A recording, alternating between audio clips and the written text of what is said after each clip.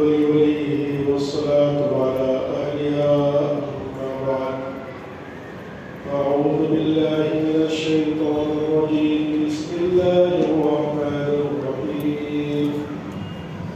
يا أيها الذين يا أيها الإنسان إنك كادح إلى ربك كدحا فملاقيه. فأما من أوتي كتابه بيمينه فسوف يحاسب حسابا يسيرا وينقلب إلى أهله مسرورا. وأما من أوتي كتابه وراء ظهره فسوف يدعو ثبورا ويصلى سعيرا إنه كان في أهله مسرورا. صدق الله العظيم. قابل احترام بزرگوں دوستوں عزیز ساتھیوں، دنیا میں ہر انسان اللہ کی دی ہوئی دو بڑی نعمتیں جان اور مال کے ساتھ کسی نہ کسی محنت میں لگا ہوا ہے۔ کوئی کم محنت کر رہا ہے، کوئی زیادہ محنت کر رہا ہے، لیکن محنت میں ہر ایک بہرحال لگا ہوا ہے۔ محنت کسے کہتے ہیں؟ اپنے جان کو اور مال کو کہیں بھی استعمال کرنا ہی محنت کہلاتا ہے، اور محنت انسان کا خاصہ ہے۔ اللہ پاک نے انسان کی فطرت میں محنت کرنے کو رکھا ہے۔ لقد خلقنا الانسان فی کبد، ہم نے انسان کو مشقت اٹھانے کے واسطے پیدا کیا۔ چنانچہ جب انسان زیادہ راحت پسندی میں مبتلا ہوتا ہے تو بیماریاں بغیر دستک کیا آتی ہیں، کیونکہ فطرت کے خلاف کام کر رہا ہے۔ اس کو پیدا کیا گیا ہے محنت اٹھانے کے لیے، اور یہ اپنی فطرت سے جنگ کر رہا ہے، اور بستر میں کرتے ہوئے جب آرام کرتے رہتا ہے تو پھر کیا ہوتا ہے؟ بیماریاں بغیر اطلاع کے آ جاتی ہیں۔ تو آج کل بیماریاں 90% بیماریاں ایسی ہیں جو راحت پسندی کی وجہ سے انسانوں پر آ رہی ہیں۔ اگر انسان اپنے بدن کو محنت اور مشقت میں کا عادی بنا لے تو 90% بیماریوں کا شکار نہیں ہوگا۔ تو دو نعمتیں اللہ نے دی ہے، جان اور مال کی، اور وقت کو تو جان کے تابع ہے۔ چاہے انسان جان لگائے گا تو وقت کے ساتھ میں لگائے گا، یہ نہیں ہے کہ وقت کو گھر پہ رکھ کے جائے گا اور جان کو نوکری میں لگائے گا، بازار میں جان لگائے گا۔ جہاں جان لگے گی وقت تو ساتھ رہے گا، اس میں وقت تو کوئی الگ سے نعمت نہیں ہے۔ ہاں، اور جان کے اندر انسان کی دی ہوئی ساری صلاحیتیں آ جائیں گی، بولنے کی صلاحیت، پکڑنے کی صلاحیت، چلنے کی صلاحیت، سوچنے کی صلاحیت، فیصلہ کرنے کی صلاحیت، وزن اٹھانے کی صلاحیت، بوجھ اٹھانے کی صلاحیت، یہ جان کے اندر آ جائے گی۔ تو جان ایک ایسی نعمت ہے جو کئی نعمتوں کو اپنے ساتھ میں لی ہوئی، اور انسان نے کم و بیش مال، اللہ پاک نے کم و بیش مال ہر انسان کو دیا ہے۔ جان سب کو پوری پوری دی ہے، لیکن مال کسی کو کم کسی کو زیادہ دیا ہے، لیکن جان سب کو پوری دی۔ تو انسان کا ان دو نعمتوں کو کسی جگہ پر لگانا یہ محنت کہلاتا ہے۔ لقد خلقنا الانسان فی کبد۔ تو اللہ پاک بندوں کو کہہ رہا ہے کہ اے دنیا کے رہنے والے انسان، تو دنیا میں رہتے ہوئے مشقتیں اٹھا رہا ہے۔ ہر انسان مشقت اٹھا رہا ہے، محنت کر رہا ہے، کام کاج کر رہا ہے، اور ہر انسان اپنی محنتوں کے ساتھ ساتھ اپنی جگہ پر ٹھہرا ہوا نہیں ہے بلکہ آگے بڑھ رہا ہے۔ ہم اس وقت ایک عمل کر رہے ہیں، اللہ کے دین کی بات کہنا سنا کر رہے ہیں، اس عمل کے ساتھ دنیا ٹھہری ہوئی نہیں ہے، دنیا کی رفتار رکی ہوئی نہیں ہے، بلکہ ہم سب اس عمل کے ساتھ ساتھ کسی ٹارگیٹ کی طرف قدم بڑھا رہے ہیں۔ چاہے انسان کو اس کا احساس ہو یا انسان کو اس کا احساس نہ ہو، انسان سو رہا ہو، کھا رہا ہو، بیٹھا ہو، کام کر رہا ہو، آرام کر رہا ہو، محنت کر رہا ہو، یہ اپنی ساری نقل و حرکت کے دوران میں آگے کی طرف بڑھ رہا ہے۔ ایک ٹارگیٹ ہے جو اس کی طرف بڑھ رہا ہے، چاہے اس کو اس کا احساس ہو یا نہ ہو۔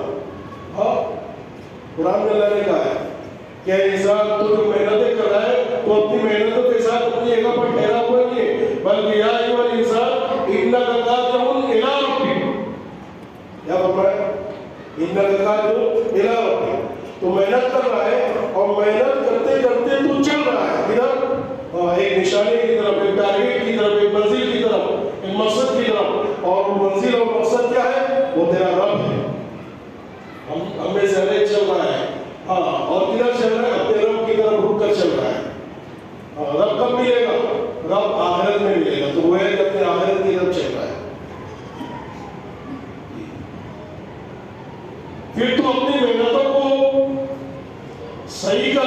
غلط کر رہا ہے. تیری محنتیں حقیقت کے اعتبار سے تیرے لیے نقصان دہ ہے یا نفع بخش ہے؟ یہ کب معلوم پڑے گا؟ جب تو ان محنتوں کے ساتھ اپنی منزل پر پہنچ جائے گا تب تو دیکھے گا کہ جو محنتیں میں کر رہا ہوں میرے لیے کتنی نفع بخش تھی یا میرے لیے نقصان دہ تھی. ہاں اس وقت آنکھوں سے دیکھے گا. کیا کہہ رہا ہے اللہ تعالیٰ؟ یا ایوہ، میں نے شروع میں آیت پڑھی، بڑی جامع ہے. یا ایوہ الانسان انک کادح، اے انسان. ایمان والوں کو نہیں کہا ایمان والوں، بلکہ اے انسان، چاہے تو اللہ پر ایمان رکھتا ہو چاہے اللہ پر ایمان نہیں رکھتا ہو، چاہے تو مومن ہو چاہے کافر ہو، اللہ پاک سب کو جھنجھوڑ کے کہہ رہا ہے، سب کو مخاطب کر کے کہہ رہا ہے اے انسان، چاہے تو جو بھی ہو، انک کادح، تو محنت اور مشقت اٹھا رہا ہے، اور الی ربک قدح، اور تو اپنی محنت اور مشقت کے ساتھ اپنے رب کی طرف چل رہا ہے. حیران بنی پھر کیا ہوگا؟ تیری محنت تیرے لیے نافع تھی یا نقصان دہ تھی؟ فملاقی، ایک دن ایسا آئے گا جب منزل پر پہنچ جائے گا تو تجھے نظر آ جائے گا کیا کہ میری محنت خیر کی تھی یا میری محنت شر کی تھی. وہ اس وقت تو سمجھ میں آ جائے گا. اس وقت تو محنت کے نافع ہونے کو نقصان دہ ہونے کو انسان اپنی آنکھوں سے دیکھ لے گا. فَمَن يَعْمَلْ مِثْقَالَ ذَرَّةٍ خَيْرًا يَرَهُ، اگر محنتیں خیر والی ہوں گی تو اس کو وہاں دیکھ لے گا اپنی آنکھوں سے. وَمَن يَعْمَلْ مِثْقَالَ ذَرَّةٍ شَرًّا، ذرے کے برابر شر ہوگا تو وہ اس کو يَرَهُ، وہاں پر دیکھ لے گا. اب سوال پیدا ہوتا ہے کہ محنتوں کا نقصان دہ ہونا ہے نفع بخش ہونا یہ تو مرنے کے بعد کھلے گا. تو پھر ہم کیسے سمجھیں کہ ہم جو محنتیں کر رہے ہیں، جو اپنی جان مال لگا رہے ہیں، یہ صحیح جگہ پر لگا رہے ہیں یا غلط جگہ پر لگا رہے ہیں؟ یہ تو بڑی پریشانی والی بات ہے کہ اس وقت محنت کی حقیقت آشکارا ہوگی جب محنت کو صحیح محنت غلط محنت کو صحیح بنانے کا موقع ہاتھ سے نکل گیا ہوگا. اس وقت آشکارا ہوگی ہماری محنتیں جبکہ ہم کو دنیا میں آنے کا موقع ختم کر دیا گیا ہوگا، جبکہ ہم کو ہماری بگڑی ہوئی محنتوں کو سدھارنے کا موقع نہیں دیا جائے گا. تب محنتوں کا اچھا برا ہونا ظاہر ہوگا تو اس کا نفع کیا ہوگا؟ تو دوستو اس کا جواب یہ ہے کہ مرنے کے بعد آخرت میں کوئی چیز ایسی پیش آنے والی نہیں ہے جس کی خبر اللہ پاک نے دنیا میں نہ دے دی ہو. جی، کیونکہ اگر ایسی چیز مرنے کے بعد پیش آئے جو ہم کو بتائی نہیں گی اور پھر اس کے اوپر اللہ کی طرف سے پوچھو اور پکڑو تو یہ تو نعوذ باللہ یہ اللہ کی طرف سے انصاف کا معاملہ نہیں ہوا. اگر جہنم کی خبر نہ ہوتی اور اللہ پاک اٹھا کے جہنم میں ڈال دیتے تو یہ اللہ کی طرف سے انصاف کا معاملہ نہیں ہوتا. اللہ پاک نے دنیا میں رہتے ہوئے وہ پیش آنے والی جہنم کی خبر دے دی اور بتا دیا کہ یہ چیزیں ہیں، اس کو کرو گے تو یہ راستہ تم کو جہنم میں داخل کروا دے گا. اور جنت کی خبر دے دی اور جنت کا راستہ بھی بتا دیا یہ راستہ ہے جنت کا، اس پہ چلو گے. تو یہاں پر ہم نے آنکھوں سے دیکھا تو نہیں ہے، ہماری نظر تو اس کو دیکھ لے گی لیکن اللہ رسول کی خبر پہلے مل گئی ہم. اللہ پاک اپنے فیصلوں میں اور اپنے کارگزاری میں اور اپنے معاملات میں اللہ پاک نے ناانصاف کی. اللہ پاک نے نبیوں کے ذریعے سے 1,24,000 انبیاء علیہ السلام اور 104 کتابوں کے ذریعے سے اللہ پاک نے یہ بتا دیا کہ مرنے کے بعد کون سی محنتیں تمہارے لیے فائدہ دے گی اور کون سی محنتیں تمہارے لیے نقصان دے گی. تم کو اپنی جان مال کی نعمت کہاں لگانا ہے اور کہاں نہیں لگانا ہے. تو یہاں پر بتا دیا دیکھے گا مرنے کے بعد اللہ سے ملاقات کے وقت انسان دیکھے گا دائیں طرف دیکھے گا تو اس کے نیک اعمال ہوں گے، بری محنتیں ہوں گی. دائیں طرف دیکھے گا تو اچھی محنت ہے اور بائیں طرف بری محنت ہے اور سامنے اس کا رب. اب بغیر کسی ترجمان کے واسطے سے ہر انسان بات کرے گا اپنے خدا سے. حدیث پاک میں نہیں سمجھ رہا ہوں وبین اللہ ہے ترجمان، درمیان میں کوئی ترجمہ نہیں ہوگا. جی، دائیں دیکھے گا تو نیک عمل اس کی اچھی محنت ہے، بائیں طرف دیکھے گا تو بری محنت ہے اور پیچھے جنت اور جہنم اور سامنے اللہ پاک اپنے عرش کے اوپر براجمان ہوں گے اور بندہ بغیر کسی واسطے کے اللہ پاک کے سامنے اپنی پوری زندگی کی کارگزاری دے گا. ساری محنتوں کو پوچھیں گے. یا ایھا الانسان انک کادح الی ربک قدحا فملاقی۔ اب انسان جو بھی محنتیں کرتا ہے اچھی یا بری، تو یہ انسانوں کی محنت کی خاصیت ہے کہ جو بھی ہم محنتیں کر رہے ہیں اس کا کوئی نہ کوئی اثر کائنات کے اوپر مرتب ہوتا ہے۔ جی ہم کچھ بھی کام کریں اس کا کوئی نہ کوئی اثر دنیا کے موسموں پر اثر انداز ہوتا ہے، یہ بات پکی ہے۔ یہ صرف انسانوں کی محنتوں میں اللہ نے خاصیت رکھی کہ ہم جو کام کر رہے ہیں، اس وقت میں بول رہا ہوں یہ میرا ایک عمل ہے، اس کا ایک اثر پڑ رہا ہے کائنات۔ آپ سن رہے ہیں، یہ سننا آپ کی سننے کی محنت ہے، آپ کے سننے کا ایک اثر پڑ رہا ہے۔ ایسا اثر، اس کا اثر اچھا بھی ہو سکتا ہے، برا بھی ہو سکتا ہے، مثبت اثر بھی ہو سکتا ہے، منفی اثر بھی ہو سکتا ہے۔ یہ صرف انسانوں کی محنتوں کی خاصیت ہے۔ جانور کوئی بھی عمل کرتا ہے اس کا عمل ہوا میں تحریر ہو جاتا ہے، اس کا کوئی اثر نہیں ہوتا ہے۔ بیل نے آپ کو سینگ مار دیا، بھینس نے آپ کو سینگ مار دیا، گدھے نے آپ کو لات مار دیا، ختم ہو گیا معاملہ۔ اس کے اس عمل کا کوئی اثر کائنات پر مرتب نہیں ہوتا۔ یہ صرف انسانوں کی محنت کی تاثیر ہے دنیا میں، ایک تاثیر دنیا میں ظاہر ہوگی۔ ہاں کہ اگر انسانوں کی محنتوں کا رخ صحیح ہے تو اس سے نکلنے والا اثر بھی جو ہے مثبت اور خوشگوار ہوتا ہے۔ سورج کی گردش پر اس کا اثر ہوتا ہے، موسم کے نظام پر اس کا اثر ہوتا ہے، چاند ستاروں پر اس کا اثر ہوتا ہے، بارشوں پر اس کا اثر ہوتا ہے، سردی اور گرمی پر اس کا اثر ہوتا ہے، ہر چیز پر اثر ہوتا ہے۔ اور انسان بری محنت کرے تو اس کا ایک برا اثر، منفی اثر ان تمام چیزوں پر ہوتا ہے، موسم بھی بگڑتے ہیں۔ جی یہ صرف انسانوں کی محنتوں میں اللہ پاک نے خاصیت رکھی، جو محنت کرے گا اس کا ایک اثر ہوگا جو کائنات پر مرتب ہوگا۔ محنتیں اگر صحیح رخ کی ہے تو اس سے موسم اچھا بنے گا، خوشگوار بنے گا، صحیح وقت پر بارش ہوگی، لوگ انسان سوئیں گے تو رات میں بارش ہوگی اور صبح اٹھیں گے تو دھوپ نکل جائے گی۔ یہ اچھی محنتوں کا اثر ہے۔ اچھی محنتوں پر اللہ پاک خوش ہوتے ہیں اور پھر اس کا اثر، اللہ کی رضامندی کا اثر موسموں کو ظاہر ہوتا ہے۔ اللہ پاک نے ایک بار موسیٰ علیہ السلام نے ایک بار اللہ پاک سے دریافت کیا کہ اللہ آپ جب اپنے بندوں پر ناراض ہوتے ہیں یا خوش ہوتے ہیں اس کی علامت کیا ہے؟ تو کہا کہ اس کی علامت یہ کہ بندے جب سو جاتے ہیں تو میں ان پر بارش برساتا ہوں اور جب وہ صبح اٹھتے ہیں تو میں دھوپ نکال دیتا ہوں، ہاں تاکہ زمین خشک ہو جائے اور اپنے کام کاج میں نشستہ ہو۔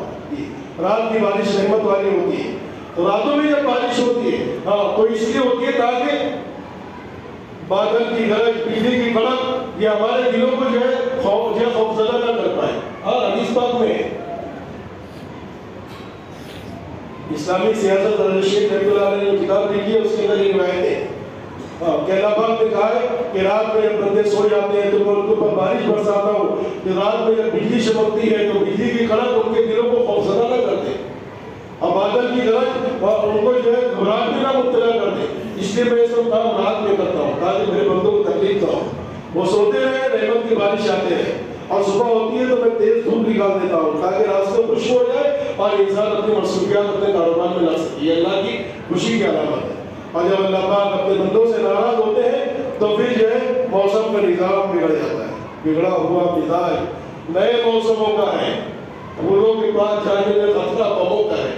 جی ایسا ہو جاتا ہے ہاں کہ پھولوں کے پاس جانے میں بھی خطرہ ہوتا ہے کہ کہیں ہاں، تو جب موسم کا مزاج بگڑتا ہے تو یہ علامت ہوتی ہے کہ انسانوں کی محنتوں کا رخ بگڑ گیا ہے، اس لیے اللہ کے فیصلے بگڑے ہوئے ہیں اور یہ اللہ کے فیصلوں کے بگڑنے کی علامتیں ہیں کہ موسم کے مزاج بگڑے ہوئے ہیں۔ جی تو انسانی محنتوں کے رخ کے صحیح ہونے پر کائنات پر اثر اچھا ہوتا ہے اور محنتوں کے رخ کے بگڑنے پر کائنات پر اس کا ایک اثر ہوتا ہے برا اثر۔ مرنے کے بعد تو اس کا ایک اثر ظاہر ہوگا، یا تو جہنم ہوگی یا جنت ہوگا، اچھی محنتوں پر جنت اور بری محنتوں پر جہنم، لیکن دنیا میں بھی اس کا اثر ہوتا ہے۔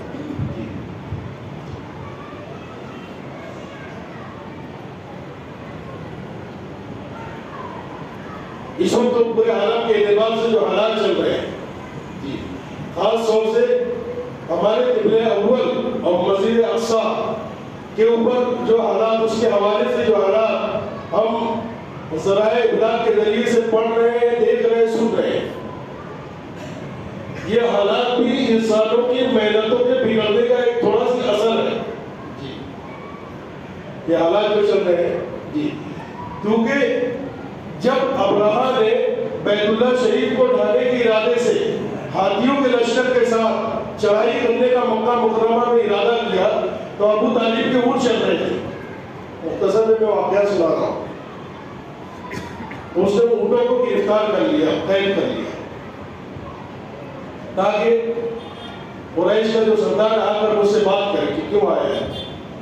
تو کہا کہ اونٹوں کا مالک اس کو بلا کر لاؤ. ابو طالب آئے تو کہا کہ بولو کیا کہنا ہے. کہا کہ بھائی جو اونٹ آپ نے لیے وہ میرے ہیں تو مجھے دے دو. کہا کہ میں تو تجھے بہت عقلمند سمجھتا تھا، میں تمہارے خانہ کعبہ کی انہدامی کارروائی کرنے کے لیے آیا ہوں، بلڈوزر لگانے کے لیے آیا ہوں، اور تم کو اپنے خانہ کعبہ کی فکر نہیں ہے، اونٹوں کی فکر ہے. میں تو تم کو بہت سمجھتا تھا کہ تم مجھ سے بھیک مانگو گے کہ تم جو ہے خانہ کعبہ کی انہدامی کارروائی سے باہر آ جاؤ. تم کو تو اپنے اونٹ کی پڑی ہے، تم کو بڑی چھوٹی سوچ کے مالک ہو. تو کہا کہ میں میرے اونٹوں کے بارے میں اس لیے کہہ رہا ہوں کہ اونٹوں کا مالک میں ہوں، اور کعبہ کا ایک رب ہے، وہ کعبہ کی حفاظت کرے گا. مجھے معلوم ہے کہ اس کا ایک رب ہے، اس کی حفاظت کرے گا. میں اونٹ والا ہوں اس لیے مجھے اونٹوں کی فکر ہے، اور ایک کعبہ والا ہے اس کو اپنے کعبہ کی فکر ہے، اس لیے مجھے بھیڑ کرنے کی ضرورت نہیں ہے. تو خانہ کعبہ ہمارا قبلہ ہے، بیت اللہ ہمارا قبلہ ہے. تو پھر اللہ پاک نے جب وہ آگے بڑھا غلط عزائم کے ساتھ تو اللہ نے اس کو کچھ وارننگیں دی، اس کو کچھ دھمکیاں دی کہ تو سیدھے سے واپس چلے جا، اپنے ارادے سے باز آ جا. لیکن جب شامت اعمال قریب آتی ہے تو عقلوں پر پتھر پڑ جاتے ہیں. اللہ کی وارننگوں پر انسان سمجھتا نہیں ہے، نظر انداز کر دیتا ہے، اس کو اتفاقات سمجھتا ہے. جن ہاتھیوں کو یہ سوار ہو کر آیا تھا، ہندوستان سے ہاتھی منگائے تھے خانہ کعبہ کو اٹھانے کے لیے، وہ ہاتھی آگے بڑھنے کو تیار نہیں. مار مار کے ہاتھی لہو لہر ہو گیا، لیکن ہاتھی آگے بڑھنے کو تیار تھا. لیکن اس نے پھر بھی نہیں سمجھا کہ خدائی بات نہیں ہے، مجھے باز آ جانا چاہیے، میرا اقدام اللہ کی نگاہ میں ناپسندیدہ ہے. لیکن وہ نہیں سمجھا. پھر کیا ہوا کہ اللہ پاک نے براہ راست دنیا کی کسی سبب کا استعمال نہیں کیا، چھوٹے چھوٹے معاملے اور جو پرندوں کے ذریعے سے اللہ پاک نے ابراہیم کے لشکر کو ہلاک کر کے خانہ کعبہ کی حفاظت فرمائی. تو اللہ پاک نے جب خانہ کعبہ کے اوپر حالات آئے تو اللہ پاک نے ابابیلوں کا لشکر بھیج دیا. لیکن قبلہ اول کی حفاظت کے لیے اللہ پاک کی یہ سنت نہیں ہے. قبلہ اول کی حفاظت کا تعلق مسلمانوں کے ایمان اور اعمال سے ہے. جب بھی مسلمان ایمان اور اعمال کی روش پر آئیں گے، اللہ پاک قبلہ اول کو اغیار کے قبضے سے چھین کر مسلمانوں کے ہاتھ میں عزت کے ساتھ دے دے گا. اور جب بھی مسلمانوں کے اندر سے ایمان اور اعمال کی روش ختم ہوگی تو اللہ پاک قبلہ اول کو مسلمانوں سے چھین کر غیروں کے حوالے کر دے گا. یہ سنت خداوندی ہے قبلہ اول کے تعلق سے. دو باتیں ہوگی، ایک قبلہ، ایک بیت اللہ شریف خانہ کعبہ. اس میں تو اللہ کی سنت ہے کہ اللہ پاک جب اس کے اوپر دشمن غلط عزائم کے ساتھ آئے گا تو اللہ پاک اس کی حفاظت کر لے گا. جیسا کہ ابو طالب نے کہا تھا ان لوگوں پر یملا ہو، خانہ کعبہ کا ایک مالک ہے، مالک اس کی حفاظت کرے گا. مالک کو اس کے گھر کی فکر ہے، مجھے اپنے اونٹوں کی فکر ہے. لیکن قبلہ اول کی حفاظت کے لیے اللہ پاک نے قبلہ اول کی حفاظت کے لیے مسلمانوں کے ایمان اور اعمال کی روش کو سبب بنایا ہے. میری اپنی بات نہیں ہے، سورہ بنی اسرائیل جو نازل ہوئی ہے، یہودیوں کے نام سے سورہ مستقل نازل ہوئی ہے 15 بار. صاف اللہ پاک نے اس میں اپنا فیصلہ بتا دیا کہ قبلہ اول کے تعلق سے ہمارا فیصلہ سن لو کہ جب بھی یہ یہود نبیوں کے طریقے سے ہمیں بنی اسرائیل نبیوں کے طریقوں کو انہوں نے چھوڑا ہے. یہ یہود کیا ہے؟ یہ نبیوں کی اولاد ہے. اب یعقوب علیہ السلام کی 12 اولاد سے جو نسل چلی ہے وہ نسل یہود کہلاتی ہے. یعقوب علیہ السلام کے بڑے لڑکے کا نام یہودا تھا، اسی کی طرف نسبت کرتے ہوئے یہ قوم یہود کہلاتی ہے. یہ نبیوں کی اولاد تھی. یہ نبیوں کی اولاد جب انہوں نے نبیوں کے طریقوں کو اپنی زندگی میں داخل کیا، صبر اور تقویٰ کی روش اختیار کی، ایمان اور عمل کی روش اختیار کی، تو اللہ تبارک نے ان کو مصر کی وزارت عطا کی. کوئی وزیر خزانہ بنا، کوئی وزیر مالیہ اور کوئی وزیر اعظم بنا، کوئی چیف منسٹر بنا، کوئی پرائم منسٹر بنا، یہ سب کو اللہ پاک نے رسالتوں سے نوازا 12 بھائیوں کو. نبیوں کی اولاد تھی، نبی کے طریقے پر تھے، اللہ نے ان کو نوازا. لیکن آگے بڑھنے کے بعد جب ان کی نسل آئی تو یہ نبی کی اولادوں سے نبی کے طریقے نکلتے گئے، ایمان و اعمال کی روش کمزور ہوتی گئی، یقین کی مایا جو سست بڑھتی چلی گئی، نمازوں میں کوتاہی ان کے اندر سے آنے لگی. تو پھر اللہ پاک نے ان نبیوں کی اولاد پر نبیوں کی اولاد کو مسلط نہیں کیا، بلکہ نبیوں کی اولاد پر ایک کفن چور کو مسلط کیا. اس کو فرعون کو مسلط کیا.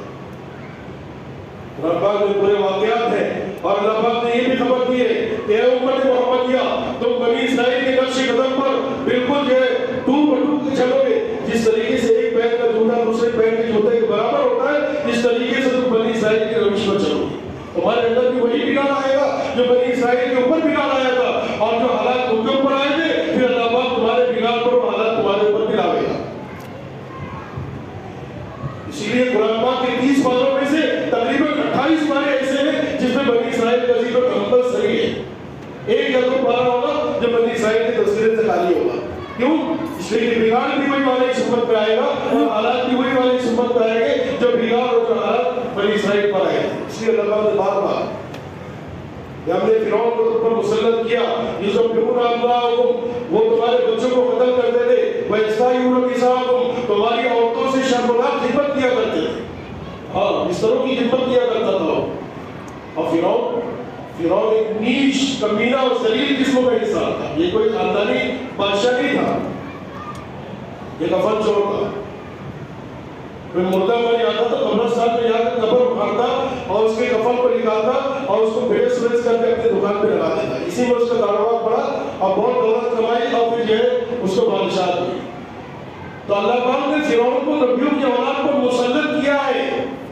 ہاں، اگر ٹھاکر کے سر پہ ٹھاکر کے جوتے پڑے تو یہ تو سزا تو ہے، لیکن اس سے زیادہ بڑی سزا ہے کہ ٹھاکر کے سر پہ چمار کا جوتا پڑے. ہاں، یہ عذاب بھی ہے، رسوائی بھی ہے.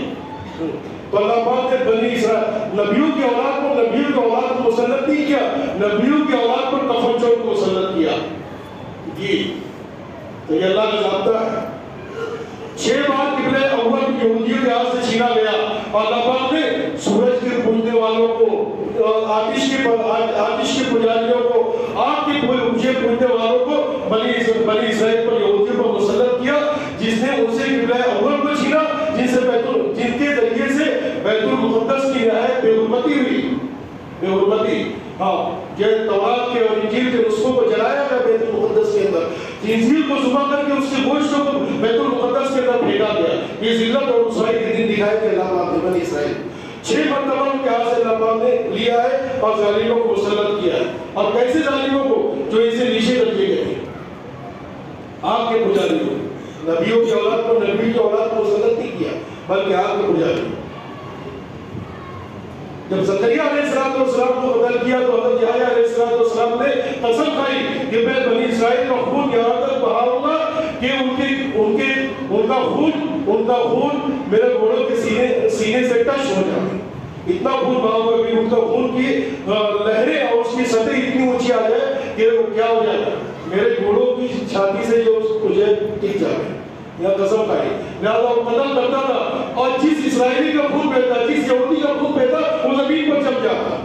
لوگوں نے کہا کیا کر رہے ہو؟ تم پورے بنی اسرائیل کو اپنی تلوار کا نشانہ بنا دو گے تب بھی اتنا خون نہیں بہ سکتا، وہ تو گرتے ساتھ زمین پر جم جا رہا ہے. آگے میں نے تو قسم کھائی ہے، مجھے تو اپنی قسم پوری کرنا ہے، میں تو ان کو مزہ چکھاؤں گا. انہوں نے زکریا علیہ السلام کو قتل کیا ہے. تو کہا کہ جواب ہوئے مشورہ کیا کہ اب قسم پوری کرنے کا طریقہ کیا ہو؟ تو کہا کہ قسم پوری کرنے کا طریقہ یہ ہے کہ یہ زمین کے اوپر پانی بہاؤ، پانی بہانے کی وجہ سے خون جب اوپر آئے گا تو گھوڑوں کے سینوں سے ٹچ ہو جائے گا. چنانچہ پانی بہایا گیا اور وہ خون جو جمع ہوا تھا پانی پر تیرنے لگا اور گھوڑوں کے سینوں سے ٹچ ہوا، تب جا کر اس نے قتل عام کو بند کیا. ایسے قرآن پاک میں 2 کا تذکرہ ہے. 2 مرتبہ اللہ پاک نے ان کو دشمنوں کے ذریعے سے برباد کیا ہے، لیکن تاریخ 6 مرتبہ بتاتی ہے. وَقَضَيْنَا إِلَىٰ بَنِي إِسْرَائِيلَ فِي الْكِتَابِ لَتُفْسِدُنَّ فِي الْأَرْضِ مَرَّتَيْنِ. ہم نے بنی اسرائیل کو تورات کے اندر پہلے ہی یہ بتا دیا تھا کہ تمہارے اندر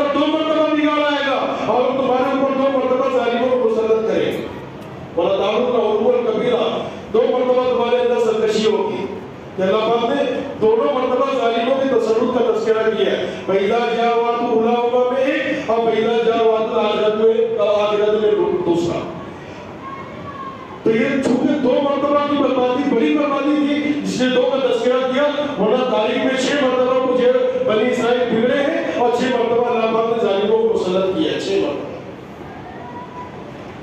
फिर 2 मरतबा के बाद में अल्लाह पाक ने एक ज़ाब्ता बताया, वही उत्तम उन्ना कि देखो बैतुल मुक़द्दस तुम्हारे हाथ में तो दे रहा हूँ, लेकिन अगर फिर तुम अपने नबियों के तरीकों से हटोगे तो फिर हमारा ये फैसला वापस आ जाएगा। ये है वो अल्लाह का ज़ाब्ता जो क़िबला अव्वल के ताल्लुक़ से, कि जब जब नबियों का तरीका हमारी ज़िंदगी में होगा, अल्लाह पाक इज़्ज़त के साथ क़िबला अव्वल हमारे हाथों में देंगे, और जब हम अपनी सरकशी के ऊपर आवेंगे और नबियों के तरीके से हटेंगे तो अल्लाह का फैसला भी वापस आ जाएगा। हज़रत उमर रज़ियल्लाहु ताला अन्हु को इन्होंने बुलाया और कहा कि हम मुसलमानों के खलीफा के हाथ में बैतुल मुक़द्दस की चाबियां देना चाहते हैं। और उमर रज़ियल्लाहु ताला अन्हु तशरीफ लाए और तशरीफ लाने के बाद में दरवाजे के ऊपर, फ़लस्तीन के दरवाजे पर उनको रोका गया और सारे उलमा, यहूद के उलमा किताबें खोल कर बैठ गए। किताबें देखते हैं, हज़रत उमर को देखते हैं, किताबें देखते हैं, तो कहा कि ठीक है, बस एक आखिरी इम्तिहान बाकी है। क्या? ये सब आपके कपड़े के पेवर को जो शुमार करने लगे, 1 2 3 4 5 16 पेवर हज़रत उमर रज़ियल्लाहु ताला अन्हु के कपड़े पे लगे, 16 पेवर। लेकिन ये परेशान हो गए, बार बार जब गिनते हैं और 16 पर आकर रुक जाते हैं। हज़रत उमर ने कहा कि फिर क्या गिन रहे हो? कहा कि हमने जितनी अलामतें हमारी किताबों में जब पढ़ी थी कि मुसलमानों का खलीफा जिसके अंदर ये अलामतें होंगी, तुम उनको बैतुल मुक़द्दस की चाबियां इज्जत के साथ हवाले कर देना, वरना अल्लाह पाक तुमको दोबारा जलील करेगा।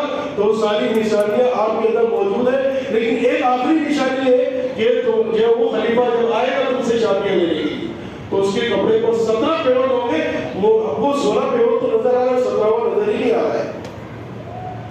इससे पहले की एक बात सुनो कि जब ये फ़लस्तीन के करीब पहुंचे एक मंजिल, तो वहाँ के अमीर ने, मुसलमानों के अमीर ने कहा कि हज़रत आप ये मुहज़्ज़ब कौम के पास जा रहे हैं, यहूद ये मुहज़्ज़ब कौम है, आपके कपड़े पर पेवर लगा है, आप जरा अपना कपड़ा बदल लीजिए, क्योंकि ये लोग आपको गिरी हुई निगाहों से देखेंगे, थोड़ा सा अच्छा कपड़ा बदल लो। कहा कि मैं अच्छा कपड़ा नहीं बदलूंगा, ये कपड़े भी जाओ।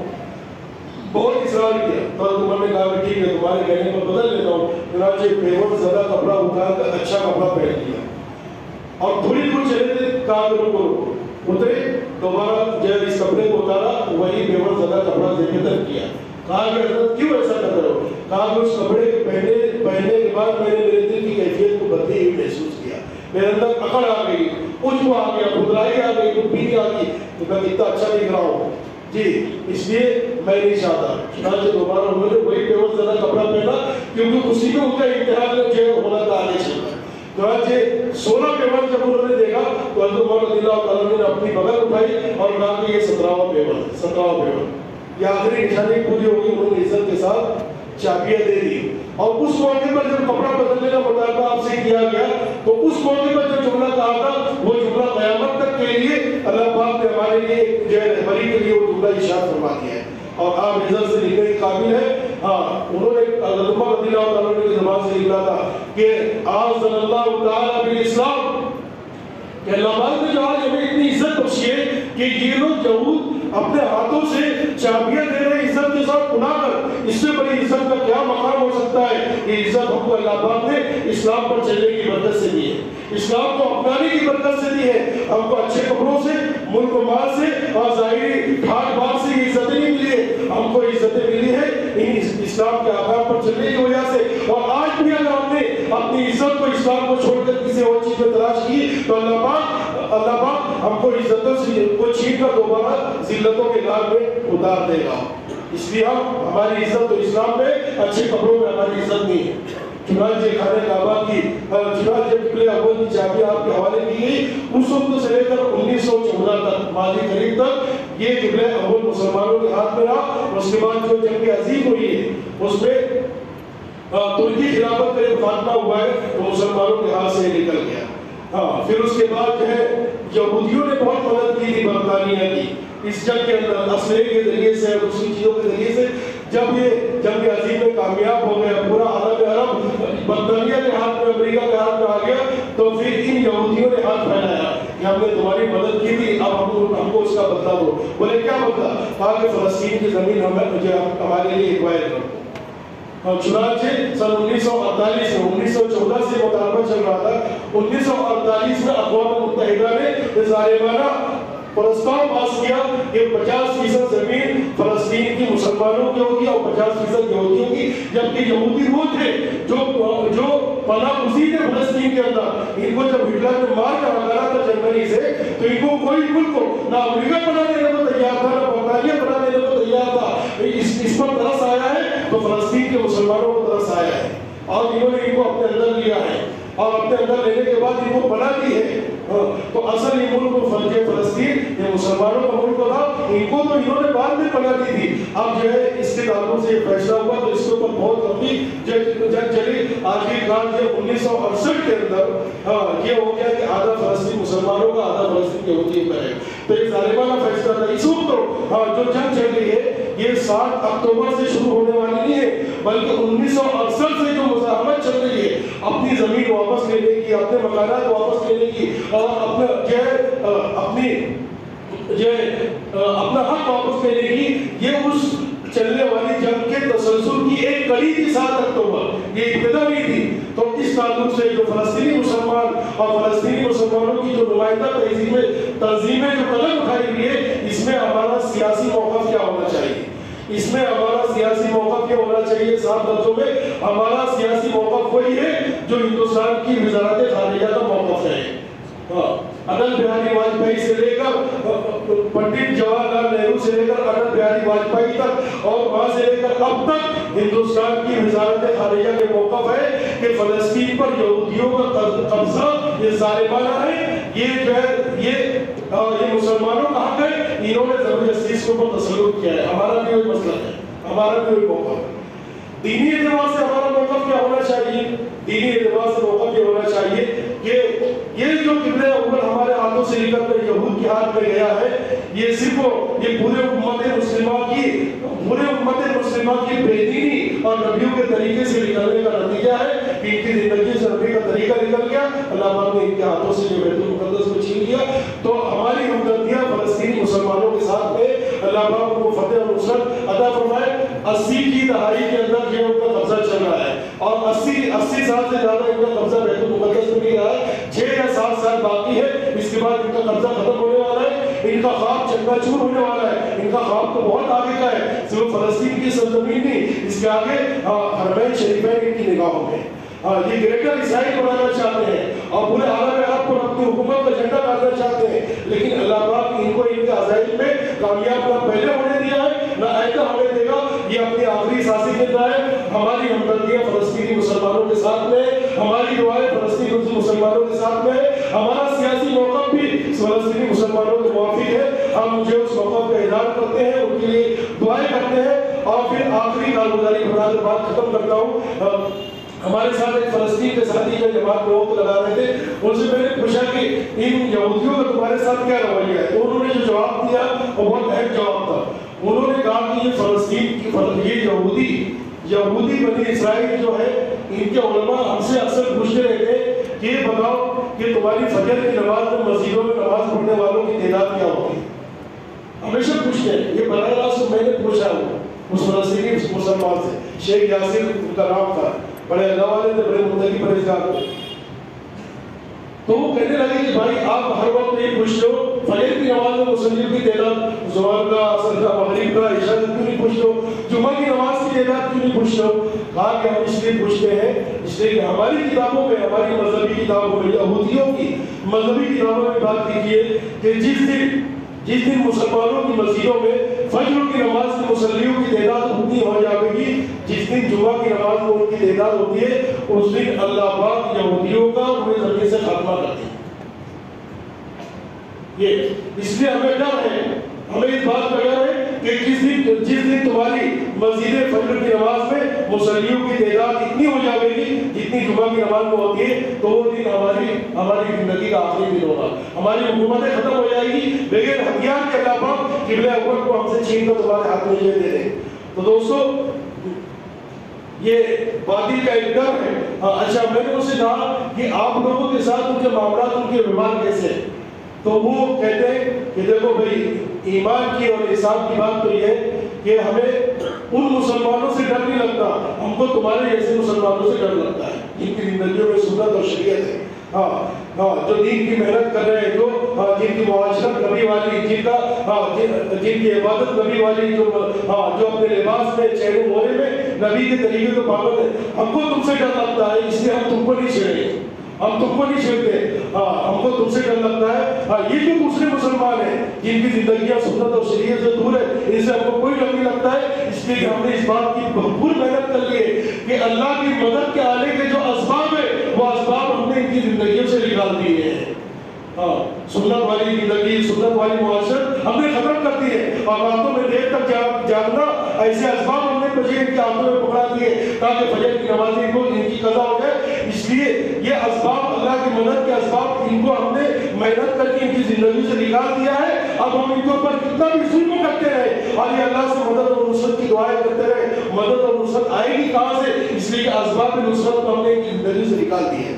اسی دوستو یہ ہماری پوری امت مسلمہ کی ذمہ داری ہے کہ ہم محنت کریں اور نمازیوں سے اپنی مسجدوں کو آباد کریں تاکہ اللہ پاک وہ قبلہ اول کی امانت دوبارہ مسلمانوں کے ہاتھ میں عزت